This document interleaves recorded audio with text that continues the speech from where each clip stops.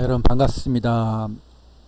이제 드디어 우리가 14주째 수업을 시작을 하는데요. 우리가 이제 앞으로 3시간이 남았는데 1시간은 우리가 그 사회복지시설 운영론에서 아직 못 봤던 거 보고요. 그리고 2시간에 걸쳐서는 여러분들이 레포트로 제출했었던 사회복지 현장 실습에 대한 보고서를 가지고 코멘트하는 시간을 갖도록 하겠습니다. 우리가 그동안 이제 4부까지는 봤었고요. 오늘 이제 5부하고 6부를 봐야 되는데 5부에 나와 있는 그 내용들은 보통 우리가 사회복지 개론이나 아니면 노인복지론, 장애인복지론에서 대부분 봤었던 거예요. 그래서 10장의 사회복지관 운영, 11장 노인복지 시설의 운영, 12장 장애인복지 시설의 운영, 13장 재가복지봉사센터의 운영, 이런 것들은 노인복지와 장애인복지론에서 봤으니까 이렇게 지나가고, 그리고 14장에는 노인복지 시설의 설립에 대한 부분인데 이것도 노인복지론에서 봤었던 부분이고요. 우리가 15장의 사회복지 시설의 평가인데 오늘은 사회복지 시설의 평가에 대해서 1교시의 수업을 진행하도록 하겠습니다. 사회복지시설 평가의 도입 배경과 목적을 보시면, 사회복지시설 평가의 도입 배경, 사회복지시설은 1998년 개정된 사회복지사업법 제43조 및 동법 시행령 제27조 사회복지시설은 최소 3년에 1회 이상 정기적인 평가를 받는다. 여러분들이 이제 사회복지 기관에 곧 취업을 하게 될 터인데요. 사회복지 시설로 등록되어 있는 곳은 사회복지 사업법에 따라서 무조건 3년에 한 번씩 정기적으로 평가를 받습니다. 모든 사회복지 시설이 다 마찬가지입니다. 시설에 대한 평가는 시설이 자기점검의 기회를 통하여 시설 운영의 효율성과 투명성 확보에 기여한다.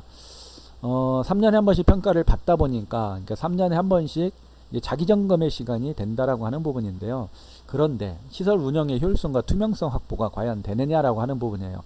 이제 우리가 지도점검을 1회 이상 시군구에서 하도록 돼 있는데 거기에서 하는 것이 훨씬 더 투명성이 있을 수 있어요. 왜냐하면 예산에 관련된 부분을 볼 수 있는 부분이 있기 때문에. 그런데 시설평가에서는 예산에 관련된 부분이요, 얼만큼 자부담했느냐라고 하는 부분, 어떻게 그 후원금을 얼마 이상 했느냐라고 하는 부분에 대한 부분이지, 구체적으로 예산에 대한 회계에 대한 내용은 잘 보지는 않습니다. 그래서 사실은 시설 운영에 대한 효율성과 투명성에 대하고 하는 부분은 조금 이 부분하고 평가하고는 조금 다른 부분이 아닌가라는 생각을 해봅니다. 그 밑에 시설의 운영의 과학적이고 합리적인 운영, 그래서 시설 운영 목적에 맞게 되어 있느냐라고 하는 부분, 사실은 이제 평가의 주요 부분이 바로 이 부분 중에 하나, 여러 가지 중에 한 가지가 시설 운영의 과학적이고 합리적인 운영을 하고 있느냐라고 하는 부분들. 사실은 지도 점검이라고 하는 부분은 주로 보조금 잘 썼느냐, 그리고 이제 어떤 뭐 안전의 문제나 어떤 뭐 대상자 욕구의 어떤, 그러니까 욕구라고 하는 부분이 불협화음, 그러니까 예를 들면 뭐 갈등이나 뭐 민원 소지, 이런 부분에 대한 초점과 예산에 관련된 초점이 맞춰져 있기 때문에 실제 운영에 관련된 부분에 있어서 운영 목적에 맞게 잘 운영되고 있는지, 그리고 실질적으로 이게 주먹구구인지 과학적인지 합리적인지 라고 하는 부분에 대한 평가라고 하는 부분들이 3년에 한 번씩은 받아야 된다라고 하는 부분이에요. 평가의 목적을 보면 시설의 투명성과 서비스의 질 향상을 위한 국민의 복지 수준 향상에 기여할 수 있다.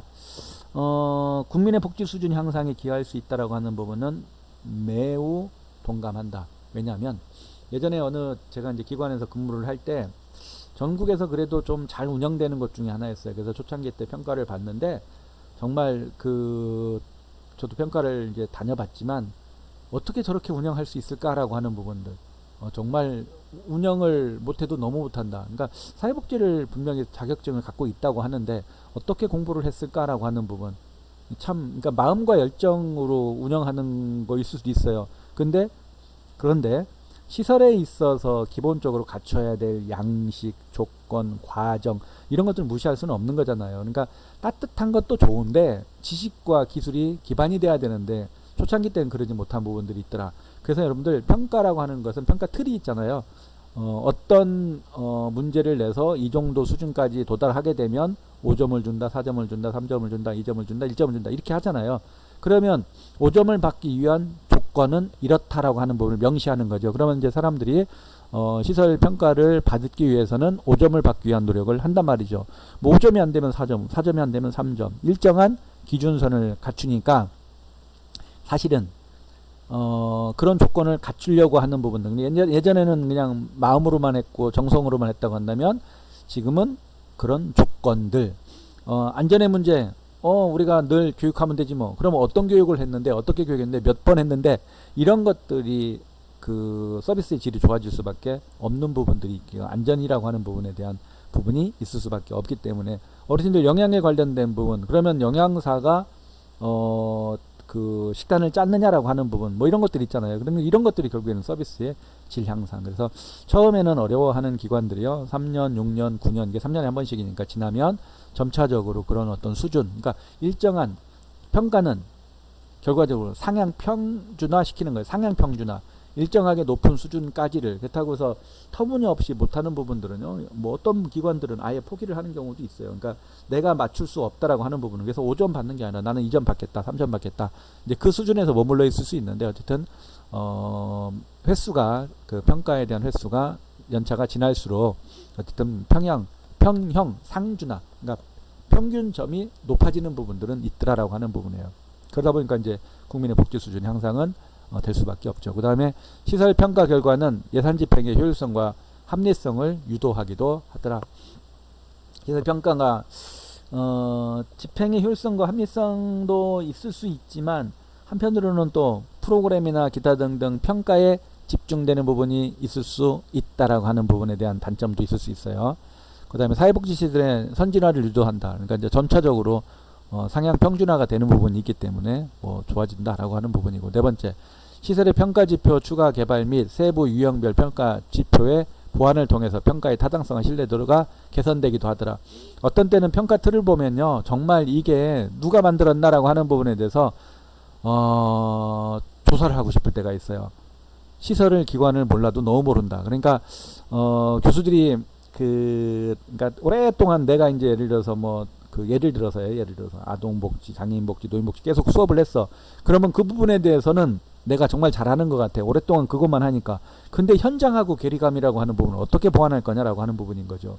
그래서 현장에 대한 이해가 정말 부족한 사람들이 평가 지표를 만드는 경우도 있더라라고 하는 부분이에요. 그래서 정말 호되게 혼나기도 하는데, 이제 그런 부분들이 참 아쉬웠는데, 그래도 이제 점차적으로 어쨌든 개선된다. 자, 종합해 보면 사회복지시설이 장기적인 발전 방향을 제시하는 것이 주된 목적이다. 이렇게 평가의 목적을 둘 수 있겠습니다. 그 다음에 사회복지시설 평가의 이념을 보면 시설 생활인의 욕구에 초점을 둔다라고 하는 부분인데요. 뭐 당연한 거 아닐까요? 획일적인 서비스가 아닌 시설 생활자의 욕구에 적절히 대응할 수 있는 다양한 서비스가 제공되어야 한다. 두 번째는 최고의 서비스를 제공할 수 있어야 된다. 세 번째는 자기 존중감을 혹은 편안함을 느낄 수 있는 만족한 수준까지 도달하기 위함이다. 네 번째, 서비스 제공자가 성실하고 양질의 업무를 수행을 해야 된다. 시설의 전체적인 효율성을 높이기 위함이고, 외부의 감독기관 및 제3자에게 합리적 답변을 가능하도록 할 수 있다. 그 다음에 사회복지시설 평가의 원리인데요. 자, 시설 평가의 원리 첫 번째, 시설 평가 역시 서비스다. 그러니까 시설 평가 받는 것 자체가 때로는 서비스이기도 하더라. 평가에 대해서 거부감을 가질 필요가 없습니다. 보조금을 받으면 당연히 받아야 되는 거고, 사회복지시설로 등록되어 있으면 당연히 받아야 되는 거다. 평가는 상호작용적 성격을 갖는다. 그러니까 뭐 평가위원, 뭐 아니면 피평가를 받는 시설, 뭐 서로 간에 그러니까 관계 형성, 뭐 두 밑에 보는 것처럼 동등한 관계고, 협력적 관계고, 또 상호작용이라고 하는 부분이 있어야 된다. 시설 평가는 총체적인 성격이다. 그러니까 평가라고 하는 부분이 서비스만 받는다거나, 예산만 받는다거나, 시설 환경만 받는다거나, 뭐 클라이언트 부분만 받는다거나, 프로그램만 받는다거나 그러는 게 아니다. 총체적이다라고 하는 부분은요, 전체적인 측면에서의 다각도적인 부분이 가미돼야 된다라고 하는 부분이고요. 평가 결과의 도출과 평가 과정도 중요하다. 평가 과정 결과도 중요한데 과정도 중요하다. 그러니까 평가 결과 얼만큼 받았어요, 몇 점 받았어요, 이것도 중요한데 평가 과정도 중요하다. 그러니까 어떻게 준비했느냐라고 하는 부분, 어떤 기관들은요, 정말 6개월 이상을 준비하는 데가 있어요. 평가받기 위해서. 근데 6개월 이상 준비한다라는 것은 6개월 이상 현재 하는 사업에 집중하지 못한다. 그거 누가 손해입니까? 기관도 손해고 대상자도 손해고 본인한테도 손해고.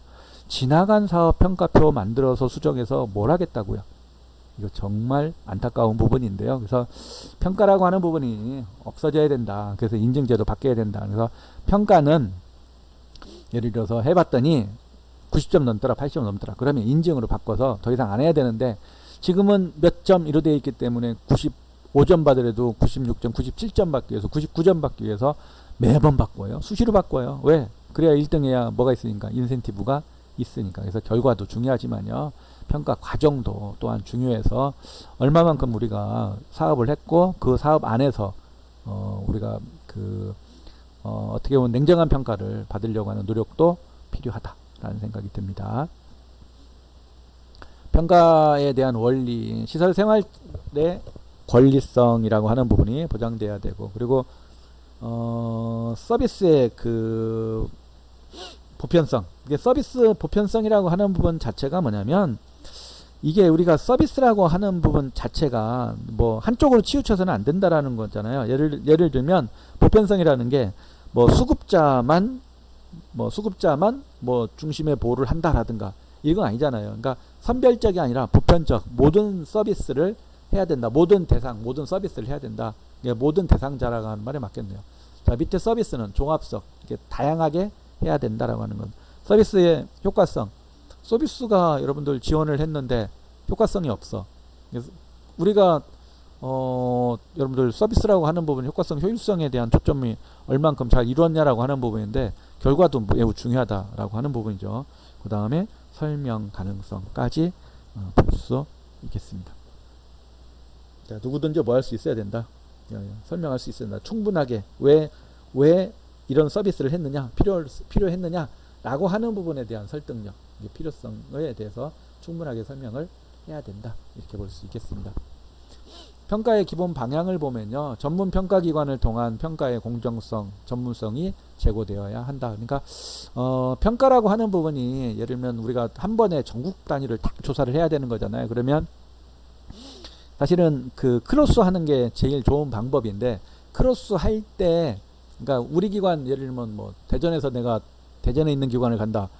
대전시 공무원하고 현장 전문가하고, 그리고 이제 우리가 이제 평가위원이 구성이 학계에 있는 사람, 공무원, 그리고 현장에 있는 사람, 이렇게 세 사람이 한 팀이 되거든요. 대전시 공무원이 참여를 한다 그러면 대전시는 점수를 잘 줄 수밖에 없잖아요. 그렇잖아요. 자, 그래서 우리는 크로스 합니다. 우리가 예를 들어서 광주를 가면 광주는 대구, 대구는 대전, 이렇게 와요. 그런데 여러분들, 크로스 하다 보니까 야, 어디 뭐 잘못 줬대 그러면 역시나 거기 가서 잘못 주려고 하는 노력들을 하기도 하고, 그래서 이렇게 탁 뭐 대전에서 광주로, 광주에서 대전으로, 대전에서 광주로, 광주에서 대전으로 이렇게 오지는 않습니다. 그리고 아무리 여러분들 평가를 한다 하더라도 주관성이 들어갈 수밖에 없다라고 하는 부분이에요. 그래서 평가에 대한 부분은 평가를 위한 전문기관이 있어야 되고, 그리고 평가위원을 위한 구체적이고 전문적이고 지속적인 교육을 통해서 공정하고 전문성을 가질 수 있도록 노력을 해야 된다, 이런 얘기입니다. 그 다음에 평가 결과 공개를 위한 시설의 상향 평준화 유도, 이거 아까 얘기했었고, 평가 결과의 적극적 반영, 그러니까 평가 결과를 가지고 어떻게 할 거냐, 잘하는 데는 잘하고 못하는 데는 못하고, 이게 아니라 잘하니까 뭐 하는 거예요, 그거에 대해서 인센티브를 주자. 그래서 예를 들면 뭐 운영비를 일정 부분 얼마를 준다거나, 아니면 사업비를 얼마를 준다거나, 아니면 인센티브를 줘서 알아서 쓰게끔 한다거나, 기관에서. 그래서 알아서 쓴다고 해서 뭐 영수증이 없으면 안 되지만, 어쨌든 그렇게. 그러다 보니까 여러분들 구성 자체가 학계에 있는 사람, 공무원인 사람, 그리고 현장에 있는 사람 세 사람이 가잖아요. 그래서 이게 여러 번 경험을 하는데, 다른 지역에 가서 평가를 하는데, 이 정도면 점수를 줄 수 있어요. 왜? 이게 잘했냐 못했냐가 아니라 있냐 없냐로 따질 때, 그럼 주려고 그러면 현장에 있는 사람은요, 적극적으로 반대를 합니다. 대전에서는 그 교수님 그렇게 주시면 안 된다고, 우리 대전에서는 우리가 평가받을 때 이건 점수 못 받았다고, 이렇게 표현을 하기도 해요. 근데 이제 거기서 못 받았다고 그래가지고 우리가 다른 데 가서 점수를 안 준다, 이것은 또 문제가 있지 않습니까? 그러니까 평가 지표가 있느냐 없느냐, 아니면 어떤 질적인 것을 요구하느냐 안 하느냐, 그러니까 예를 들면 자료가 있느냐 없느냐라고 하는 부분하고요, 예를 들면 프로그램을 하는데 계획 실행 평가 이게 있느냐 없느냐라고 하는 거하고 계획 실행 평가가 있는데 충실하냐 내용이 충실하냐 이건 또 다른 거잖아요. 있으면 점수 주는데 충실하냐라고 하는 것은 충실하지 않느냐라고 하는 부분하고 변주어도 점수를 줄 수 있고 안 줄 수 있고 근데 충실하냐라고 하는 부분에 대한 언급이 얼만큼 구체적으로 되어 있느냐에 따라서 그런 주관성이 얼만큼 배제시킬 수 있느냐 줄일 수 있느냐라고 하는 부분 그래서 평가가 어려운 거예요. 평가가 참 쉽지만 않습니다. 자, 평가의 영역이라고 하는 부분이 있는데 이 평가 영역은 뭐 계속적으로 달라지고 있어요. 그럼에도 불구하고 평가 영역은 환경이라고 하는 부분, 인력이라고 하는 부분, 서비스, 운영, 그 다음에 수혜자의 만족도 크게 이렇게 봅니다. 그리고 이제 요즘에는 이제 그 예산에 관련된 부분 그래서 지자체에서는요 요즘에는 또 별도로 예산만 보고 그리고 예를 들어서 무슨 뭐 행정처분이 내려졌느냐 어떻냐 해가지고 그건 별도로 보기도 합니다. 그래서 요즘에는 현장 전문가하고 학계 전문가만 가고 저기 그 공무원들이 가는 경우는 예산에 관련된 부분만 보는 경우도 있습니다. 그리고 이제 평가 그 영역이라고 하는 부분이 있고 항목이 있고 그 다음에 지표가 있는데요. 이것은 매년 달라집니다. 이건 매년 달라집니다. 그리고 예를 들어서 복지관하고 사회복지관하고 지역아동센터 달라질 수밖에 없죠. 복지관은 80년대 이후에 역사성을 갖고 있고 지역아동센터는 2000년대 들어와서 시작을 했었던 부분이기 때문에 역사성 그리고 예산이라고 하는 부분 인력이라고 하는 부분이 다르잖아요. 그래서 사실은 평가를 또 언제 했느냐라는 것이 어떤 뭐 그 시기 그러니까 평가를 받기 시작한 지가 얼마나 됐느냐라고 하는 부분에 대한 기간도 평가의 수준이라고 하는 부분이 달라지기 때문에요. 이것은 영역별이라고 하는 부분하고 뭐 여기 그 항목하고 지표라는 그 달라지는 것은 어쩔 수가 없습니다. 자, 평가에 대한 부침 자료는 잠시 후에 그 두 개 기관을 한번 보면서 설명을 좀 하도록 하겠습니다. 그 다음에 평가 결과의 활용이라는 게 있는데요. 시설평가와 관련해서 시기상조라는 주장도 일부 있으나 시설평가는 실시하되 평가 항목이나 척도는 이상적인 수준보다는 현실적 수준을 중시하자. 그러니까 무슨 얘기냐면 시설이 아직까지는 인력이 부족하고 사회복지사가 1인밖에 없잖아요. 지금 요양원 같은 경우 사회복지사는 1인이거든요. 뭐 규모가 크면 뭐 2명까지도 있는 경우도 있고 3명까지도 있는 경우도 있습니다만 시설은 사회복지사라고 하는 부분에 대한 1인 이상 이렇게 돼 있기 때문에 자 그렇다고 한다면 한 사람이 운영을 하는데 프로그램도 운영을 해야 되고 평가도 받아야 되고 그러면 실질적으로 우리가 이상적으로 이 정도는 해야겠다라고 하는 수준도 있는데 그렇지 못한 부분이라면 현실적인 수준에서 평가의 지표를 만드는 것도 바람직하다 이런 얘기죠. 현실성이라고 하는 부분. 그 다음 두 번째 평가의 평균 점수가 일정 수준에 미달할 경우에는 행정적인 지도와 감독, 학계 및 실무 전문가들의 지도 일정 기간 내에 다시 평가 지표를 받도록 하여 시설의 개선을 촉구할 필요가 있다. 그 다음에 평가 결과가 상위인 경우에는 긍정적인 인센티브 제도를 도입할 필요가 있다. 지금은 대부분 지원을 하고 있습니다. 네, 이러다 보니까 이제 사실은 이제 과열이라고 하는 부분이 생기는 건데 이게 참 안타까운 부분 중에 하나예요. 그러니까 어쩔 수 없이 시행을 하는데 그렇다고 평가를 했는데 그거에 따라서 인센티브를 안 준다라고 하면 평가가 그만큼 더 좀비가 덜 될 테고 너무 과열되면 이게 쓸데없는 짓, 그러니까 지나간 그 프로그램을 이제 와서 수정하거나 뭐 이런 부분들이 생기더라라고 하는 부분인 거죠. 이게 참 안타깝습니다. 평가가. 시설의 지역화. 시설은 사회통합 차원에서 지역화가 필요해야 된다. 그러니까 지역에서 얼만큼 지역사회 안에서 얼만큼 기능을 하느냐 이것도 중요하다 이런 얘기죠. 시설 직원의 전문화. 시설의 서비스의 질을 높이는데 가장 중요한 것은 전문 인력을 확보하는 거다. 그래서 현재 처우가 열악하므로 이들에 대한 처우 개선이 필요하다라고 하는 부분인데 그러면 사실은 이제 얼만큼 전문 인력을 갖고 있느냐라고 하는 부분. 뭐 예를 들면 무슨 저기 1급은 몇 명이다. 사회복지사. 2급은 몇 명이다. 이런 부분들. 자격증을 갖고 있는 사람이 전체 기관에서 시설 직원 중에 몇 명이 있다. 이런 부분들에 대한 평가가 있다. 이런 얘기죠. 근데 이제 사실은 이제 처우가 좋아야 처우 개선이 돼야 이제 질 높은 전문가가 또 많이 온다라고 하는 부분에 대한 역설이기도 하죠.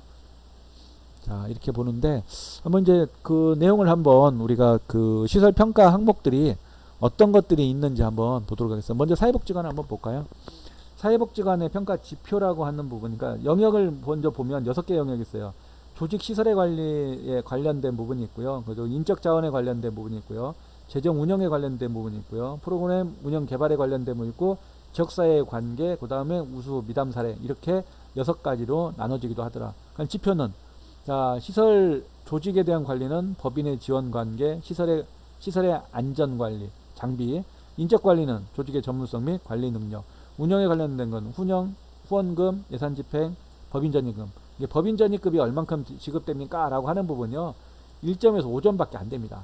뭐 예를 들면 20% 넘으면 5점, 5% 밑에는 1점, 이렇게 거든요. 그러니까 법인의 지원금이라고 하는 부분이 게 많지는 않아요. 단지 이제 법인의 어떤 뭐라고 그래야 됩니까?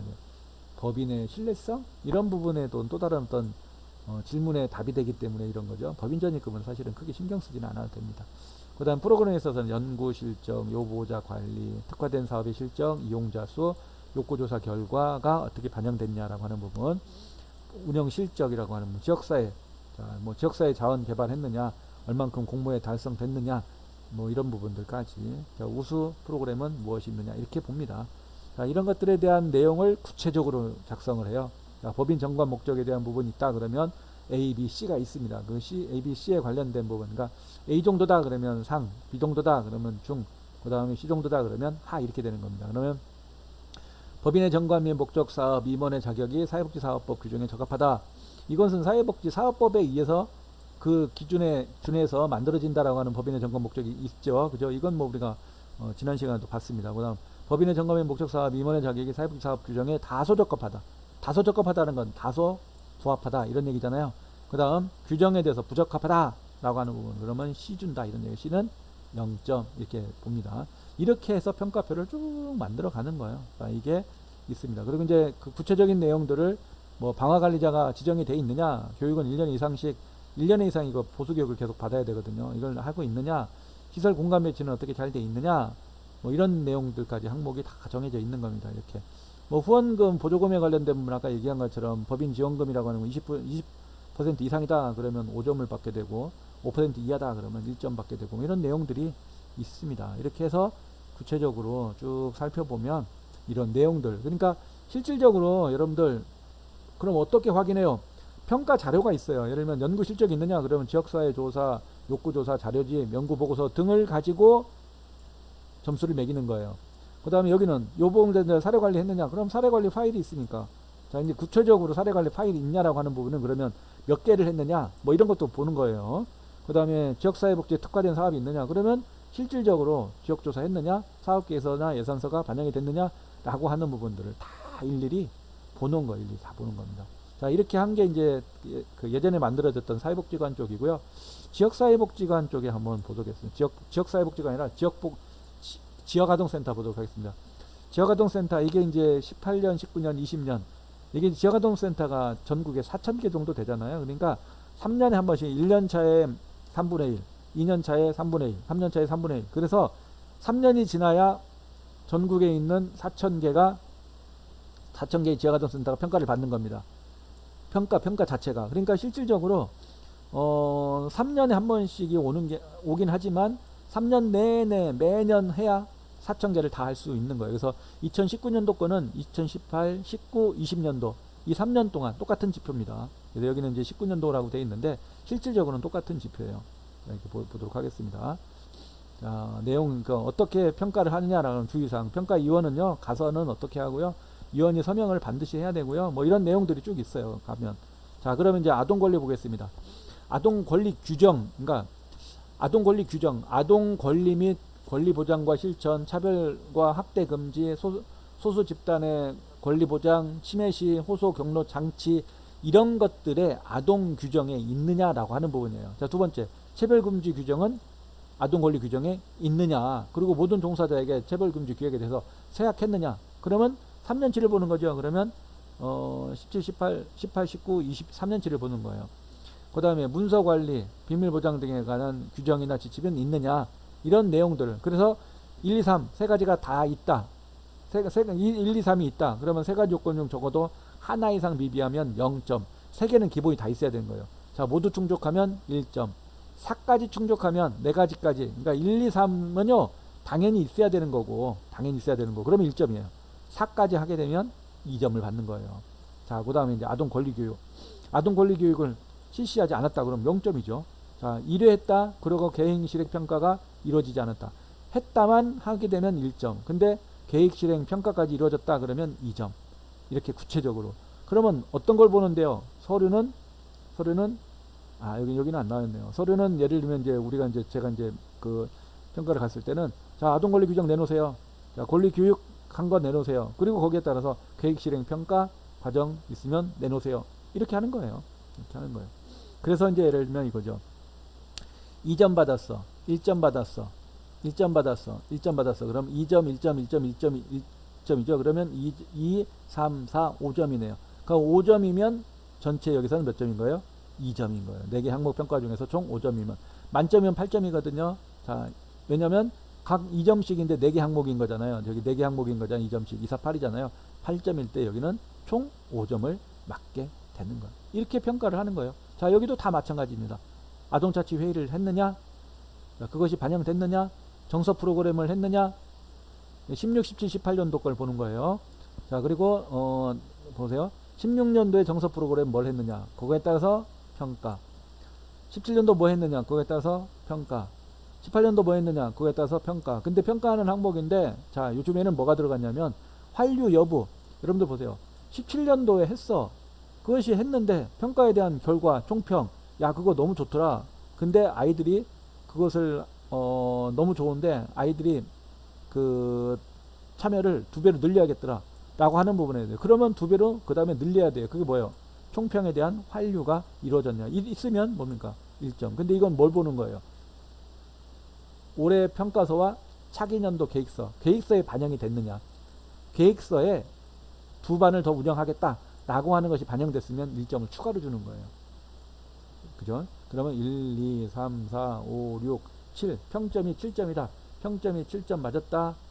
7점 맞았다. 근데 7점인데 3년치죠. 3, 7에 21. 여보세요. 총점이 21이면 10점. 19에서 2점 맞았으면 9점. 17에서 18점 맞았으면 8점. 이런 식으로. 자, 이렇게 해서 계산하기도 쉽지는 않지만 이렇게 쭉 합니다. 지역아동센터 같은 경우는요. 평가 항목이 많긴 한데 사실은 질적인 측면에서는 사회복지관이나 노인복지관이나 아니면 뭐 그 작년 재작년 같은 경우는 제가 요양원의 평가를 갔었는데 그런 평가에 비하면 수준이 조금 그 좀 낮다라고 하는 부분으로 볼 수 있을 것 같습니다. 자, 이렇게 해서 우리가 평가에 대한 항목을 봤고요. 잠깐 쉬었다가 여러분들이 이제 제출했었던 보고서를 가지고 코멘트를 하는 시간을 갖도록 하겠습니다. 수고했습니다.